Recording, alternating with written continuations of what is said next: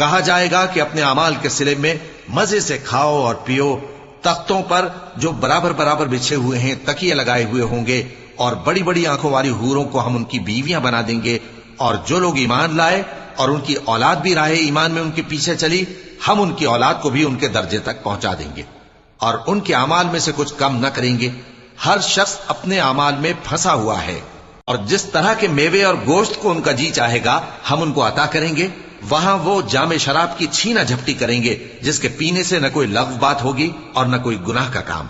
और नौजवान खिदमतगार जो ऐसे होंगे जैसे छुपाए हुए मोती, जो उनके आसपास फिरेंगे और एक दूसरे की तरफ रुख करके आपस में गुफ्तगू करेंगे। कहेंगे कि इससे पहले हम अपने घर में अल्लाह से डरते रहते थे, तो अल्लाह ने हम पर एहसान फरमाया और दोज़ख की गर्म हवा के अजाब से हमें बचा लिया। इससे पहले हम उसे पुकारा करते थे, बेशक वो एहसान करने वाला है, मेहरबान है।